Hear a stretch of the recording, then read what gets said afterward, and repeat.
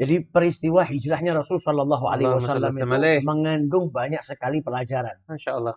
Jadi hijrahnya Nabi beserta para sahabatnya itu kan bukan cuma pindah dari satu kota ke kota lain. Seperti misalnya zaman sekarang ada orang yang mungkin dapat tugas pindah pekerjaan dari Solo pindah ke Jakarta, bukan cuma sekedar itu. Tapi tidak seperti karyawan yang sekedar dimutasi begitu aja ya. Hijrahnya Rasul Shallallahu Alaihi Wasallam beserta para sahabatnya adalah bukti sebuah pengorbanan. Mereka sedang berkorban untuk Allah dan Rasulnya. Masya Allah. Karena ketika mereka hijrah itu mereka betul-betul meninggalkan sanak, kerabat, famili, harta, rumah, tempat tinggal. Mereka betul-betul membuktikan apa yang difirmankan oleh Allah dalam Al-Quran. Qul in kana aba'ukum wa abna'ukum wa ikhwanukum wa azwajukum wa ashiratukum wa amwalun iktaraftumuha wa tijaratun takhshawna kasadaha wa masakinun tardawnaha. Bapak ibunya dia tinggalkan, anak-anaknya, mereka lebih mencintai Allah dan Rasulnya dan berjuang di jalan Allah ketimbang bapak, ibu, orang tua, pasangan hidup, suami, istri, tempat tinggal, harta. Mereka semua rela kehilangan itu semua demi Allah dan Rasul. Padahal ini yang luar biasa, Beb. Orang-orang Arab Mas itu kan fanatisme kesukuan tuh kan tinggi kan. Jadi mereka tuh jangankan kok bapak ibunya, sukunya aja diganggu, mereka sampai rela mati untuk membela. Tapi itu semua mereka tinggalkan karena iman tadi ini ya. Karena karena sudah Allah, cinta kepada Allah Subhanahu wa taala dan Rasulnya. Sampai akhirnya mereka menjadikan mereka lebih berani berkorban untuk Allah dan Rasulnya ketimbang berkorban untuk yang lainnya. Nah, namun peristiwa hijrahnya Rasul Shallallahu Alaihi Wasallam ini nggak bisa lepas daripada proses-proses sebelumnya. Yang itu semua buah daripada sabarnya Nabi besar Muhammad Shallallahu Alaihi Wasallam.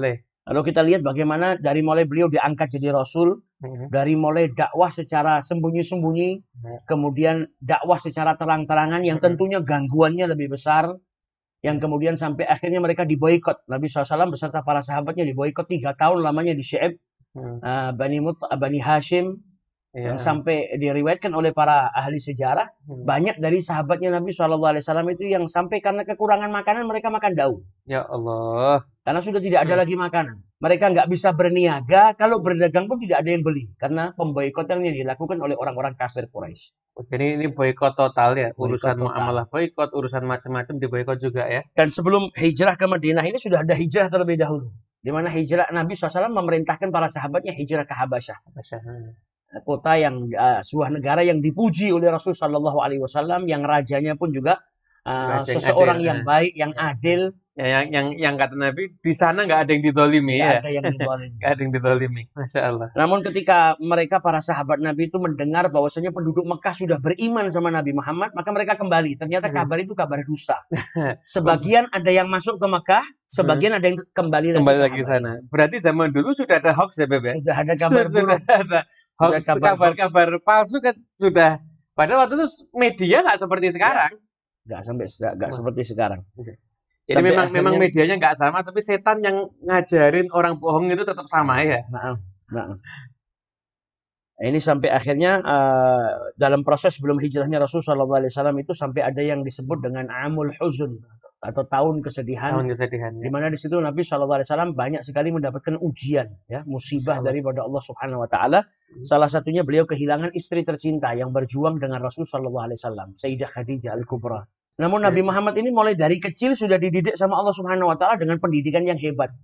Kehilangan orang-orang yang beliau cintai. Masya Allah. Jadi kalau kita bicara masalah ujian itu kan paling berat buat kita manusia itu kan kehilangan orang tercinta. Dan Nabi Muhammad ini dari kecil sudah dididik sama Allah Subhanahu Wa Taala dengan ujian yang berat. Tujuannya apa? Menjadikan Nabi Muhammad lebih kuat. Karena beliau sendiri terlahir dalam keadaan yatim. Jadi beliau nggak pernah seperti penduduk Mekah yang lainnya yang bisa manggil ayah, abi. Nabi Muhammad nggak pernah. Nabi Muhammad nggak pernah karena beliau terlahir dalam keadaan yatim. Kemudian di usia yang masih kecil beliau juga disusuin oleh Halimatus Sa'diyah, tentunya berpisah dengan ibunya. Kemudian di usia yang masih kecil juga dia diajak oleh ibunya pergi ke Madinah. Ketika kembali ke Mekah di tengah-tengah jalan ibunya meninggal dunia. Jadi usia Nabi 6 tahun sudah kehilangan Ayah? Agak usia kecil, lahir nggak punya ayah, usia 6 tahun sudah kehilangan ibu. Jadi musibah yang berat.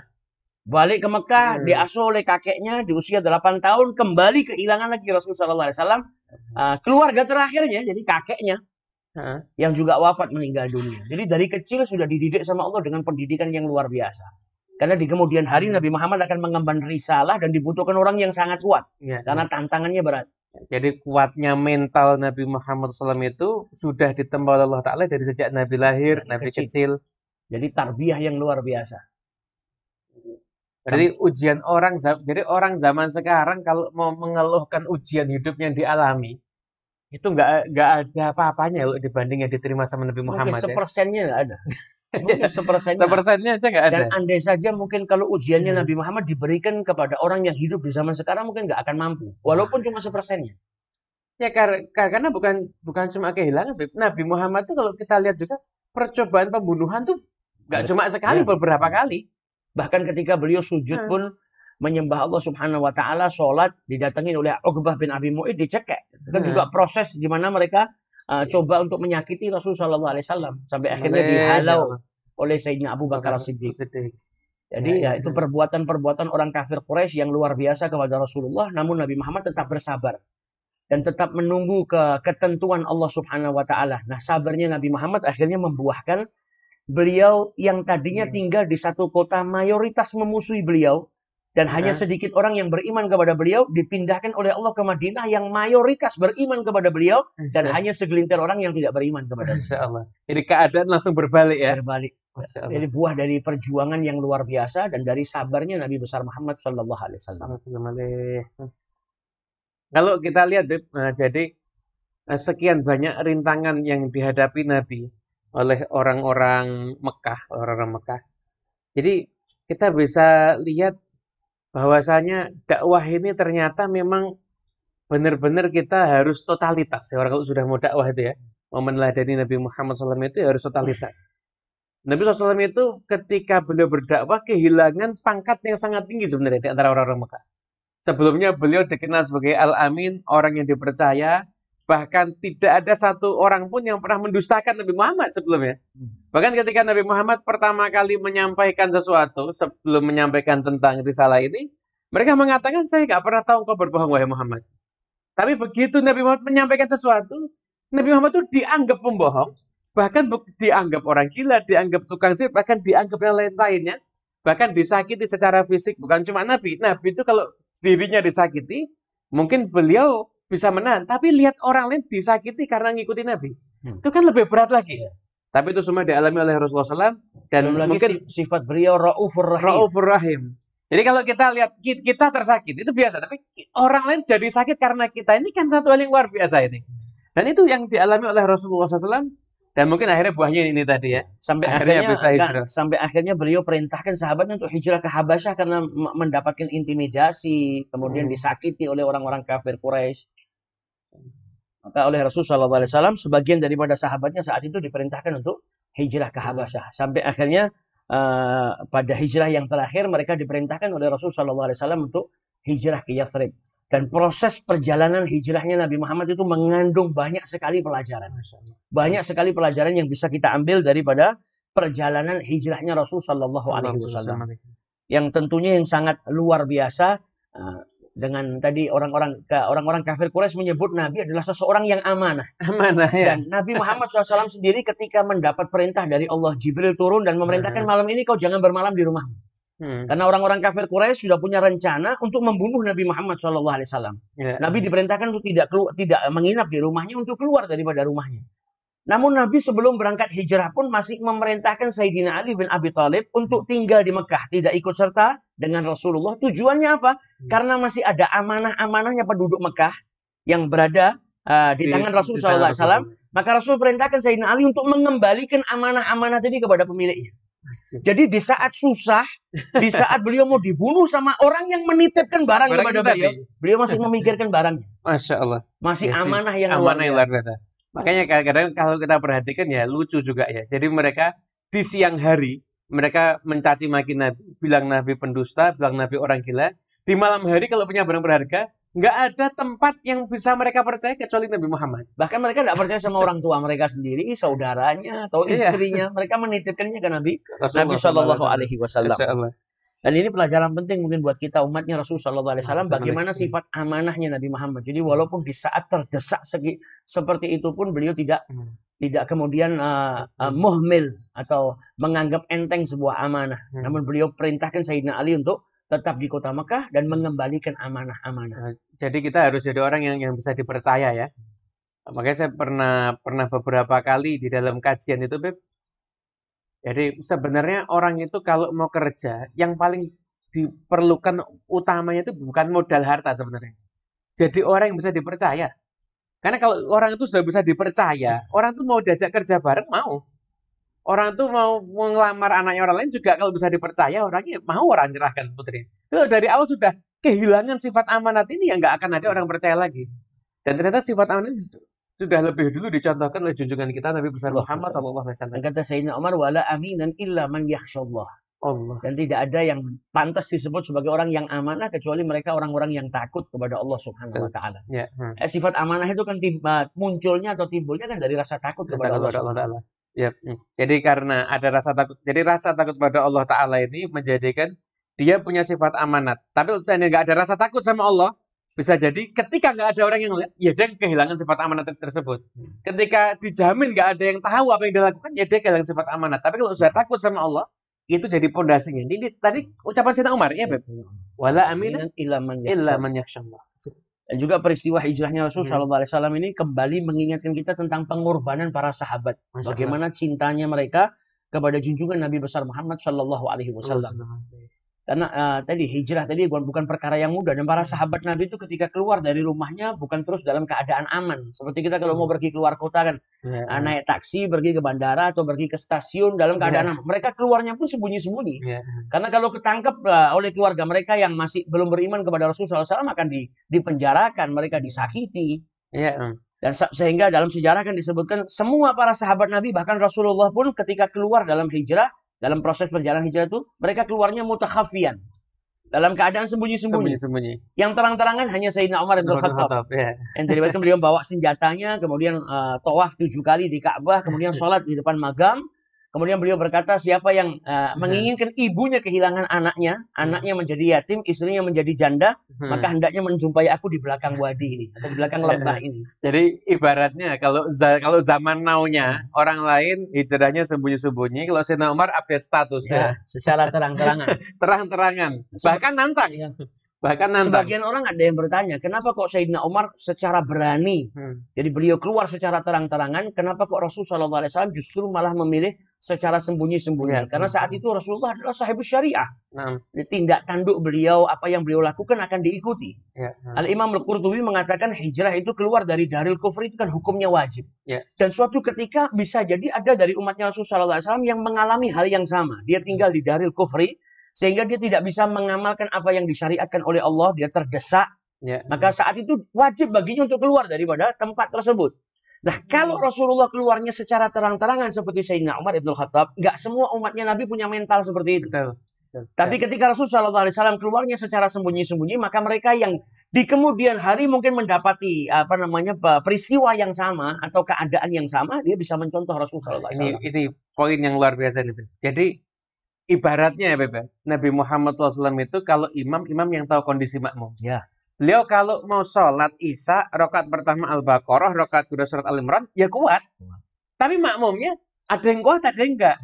Karena mikirkan makmumnya yang enggak kuat, akhirnya Nabi Muhammad SAW itu meringankan salatnya. Jadi ibarat imam tapi yang tahu tentang kondisi makmumnya. Itulah Rasulullah Shallallahu Alaihi Wasallam. Dan diriwayatkan di sini kan Sayyidina Abu Bakar Siddiq pernah minta izin kepada Rasulullah untuk menyusul para sahabat yang mereka sudah mulai berangkat ke Madinah. Tapi Rasulullah SAW menahan Sayyidina Abu Bakar karena beliau masih menunggu izin daripada Allah Subhanahu Wa Taala. Nah, mulai detik itu hebat totalitasnya Sayyidina Abu Bakar dalam masalah cinta kepada Nabi Muhammad.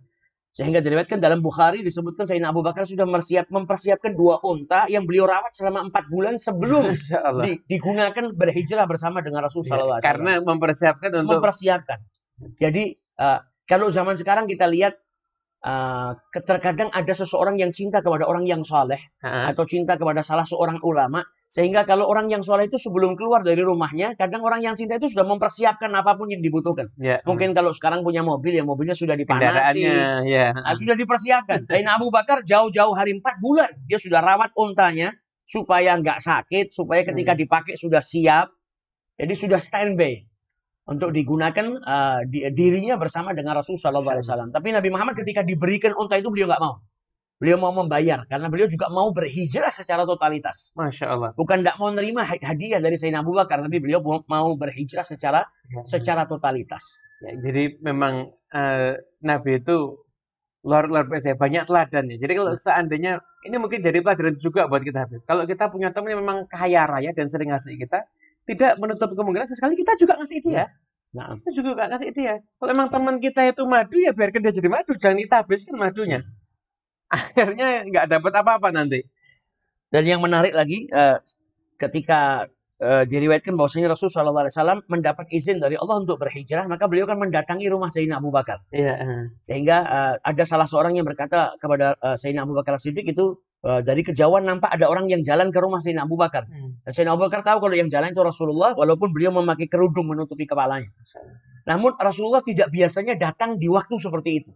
Ini siang hari yang panas. Sehingga Sayyidina Abu Bakar sadar betul ini pasti ada sesuatu ini. Karena biasanya Nabi kalau datang nggak jam segini. Maka benar ketika Rasulullah SAW sampai, beliau menyampaikan tentang izin dari Allah untuk berhijrah. Dan malam itu beliau sudah nggak diizinkan untuk bermalam di rumahnya. Maka kemudian Rasulullah juga mengabarkan kepada Sayyidina Abu Bakar kalau dirinya terpilih menjadi orang yang akan menemani Rasulullah SAW berhijrah. Masya Allah. Maka Sayyidina Abu Bakar itu saking bahagianya beliau meneteskan air mata. Sayyidah Aisyah itu meriwayatkan sebelum peristiwa ini, saya hanya tahu kalau tetesan air mata itu bisa keluar karena sedih. Tapi hari ini saya tahu ternyata di belakang kebahagiaan juga ada tetesan air mata. Padahal kalau kita pikirkan, harusnya Sayyidina Abu Bakar sendiri merasa takut. Iya, karena yang dituju kan Nabi Muhammad karena saat itu. Perjalanan paling bahaya adalah perjalanan bersama dengan Nabi Muhammad SAW saat itu. Karena beliau orang yang dicari untuk dibunuh. Targetnya itu target utamanya. Tapi beliau malah bahagia. Jadi seakan-akan Sayyidina Abu Bakar nggak penting. Saya mau ketangkep, mau ada orang kafir mencelakakan saya mau dibunuh, nggak penting buat beliau. Yang terpenting bagi beliau apa? Menemani Rasulullah SAW. Jadi bahagianya luar biasa. Walaupun beliau sadar betul tantangannya, rintangannya berat. Tapi mahabbah yang mendorong beliau tadi untuk tidak merasa gundah, tidak merasa sedih, tidak merasa khawatir karena akan berjalan bersama dengan kekasih hatinya Rasulullah Shallallahu Alaihi Wasallam. Jadi sebetulnya peristiwa hijrah sendiri itu ketika proses sebelum perjalanan dan perjalanan hijrah ini banyak sekali kita bisa belajar mahabbah dari Sayyidina Abu Bakar Siddiq yang cintanya secara totalitas ya. Nabi Muhammad keluar dari rumahnya kemudian bersama dengan Sayyidina Abu Bakar Siddiq bermalam terlebih dahulu di gua selama 3 hari 3 malam. Putranya Abdullah diperintahkan untuk bawa kabar penduduk Mekah. Jadi kalau malam datang ke sana bawa kabar penduduk Mekah apa yang mereka rencanakan. Mata-matanya mata-matanya Rasulullah dan Sayyidina Abu Bakar Siddiq sebelum subuh putranya sudah kembali. Budaknya Amir bin Fuhairah diperintahkan mengembalakan domba-dombanya supaya domba-domba tadi berjalan di bekas kakinya Abdullah. Supaya orang kafir Quraisy kalau lewat di situ nggak curiga ada bekas kaki yang menuju ke atas gunung. Nah, itu pembantunya Amir bin Fuhairah diperintahkan seperti itu. Putrinya Asma bawa makanan. Setiap malam ngantar makanan untuk Rasulullah dan Sayyidina Abu Bakar dan beliau dalam keadaan hamil. Keluar dari rumahnya jauh dan naik ke atas gunung mengantarkan. Jadi ini satu keluarga totalitas. Mahabbahnya kepada Rasulullah. Pada saat itu gunung tempat Nabi SAW itu nginap, itu kan perjalanannya katanya sangat terjal. Bahkan pernah ada yang nyoba ke sana di perjalanan mereka mengatakan ini pertama kali dan terakhir kali karena saking capeknya. Itu tahun ini. Bagaimana dengan 1400 tahun yang lalu? Itu aja dalam keadaan hamil setiap hari naik. Ini satu Jadi memang cinta itu bisa mendatangkan kekuatan, bisa mendatangkan keberanian, bisa mendatangkan apapun juga demi untuk memperjuangkan orang yang dicintai. Contohnya Bilal bin Rabah. Sayyidina Bilal bin Rabah itu kan dikenal sebagai budak yang penakut tadinya. Kalau disuruh gulat kalah, nggak berani. Tapi ketika sudah ada cinta kepada Allah, cinta kepada Rasulullah, jadi orang yang beriman, Maka disebutkan satu Mekah itu mungkin yang paling kuat, nggak mampu menahan rasa sakit seperti rasa sakit yang ditahan oleh Bilal bin Rabah saat disiksa oleh majikannya. Biasanya disuruh gulat takut. Kalau disuruh gulat kalah. Tapi ketika beriman kepada Allah, beriman kepada Rasulullah, beliau dicambuk, diletakkan batu di atas perutnya, diperintahkan untuk mencaci Allah, diperintahkan untuk keluar dari ajarannya yang dibawa oleh Nabi Muhammad. Beliau berkata ahadun ahad. Bahkan orang Mekah yang paling kuat sekalipun, kalau dia berada di posisi yang Bilal bin Rabah nggak mampu. Jadi berubah jadi lemah menjadi kuat luar biasa karena mahabbah. Karena ada cinta dan iman kepada Allah dan Rasulnya.